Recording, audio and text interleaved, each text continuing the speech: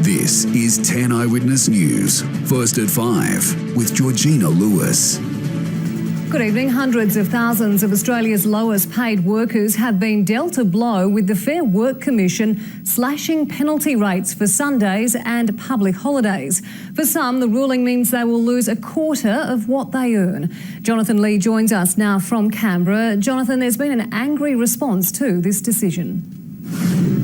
Well, good evening, Georgie. As soon as the announcement was made, protests really broke out around the country. None, though, were bigger or larger than what took place in Brisbane, especially in the financial district where unionists marched and closed down a small part of the CBD there. Now, the unionists were obviously voicing their anger at the cuts. They say that for those affected, it's the single largest pay cut of its type since the Great Depression, and workers deserve far better.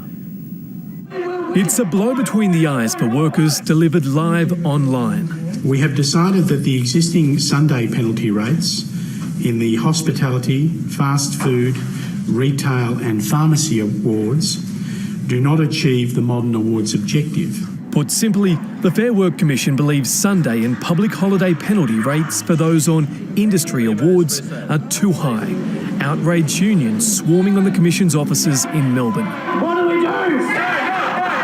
The lowest paid hurt the most. And how unrealistic is it to expect a worker on very low wages to take a pay cut of up to $6,000 a year? It will mean that people will be forced to look for to make up for that cut, whether it's through getting a second or third job, whether it's through becoming more dependent on their family and friends. The government justifying the cut, but maintaining it's not to blame.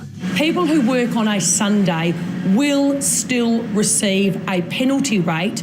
It is more closely aligned, however, with a Saturday penalty rate.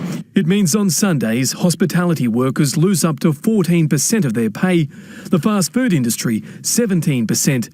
Retail workers lose up to a quarter of their earnings, pharmaceutical workers around 12%.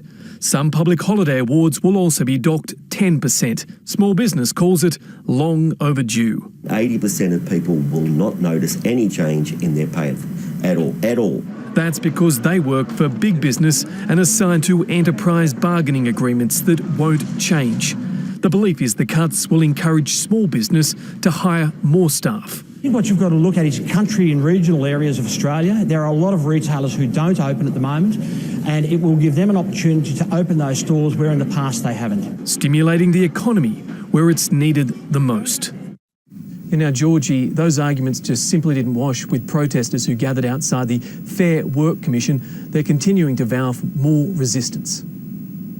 Hands up! Weekend rates! Hands up! Weekend rates! This is the thin end of the wedge. This sets a precedent right across the country for every worker who relies on penalty rates. Who's going to help these families with 3 and 4 children? The children will no longer be going to sport because that extra money was what took them to sport, to school excursions. We believe that the Turnbull government can intervene, they can change the rules and they can do something before these take effect on 1 July.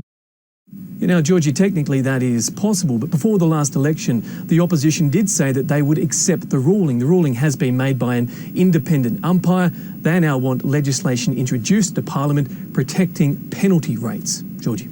Thank you, Jonathan Lee, live there in Canberra.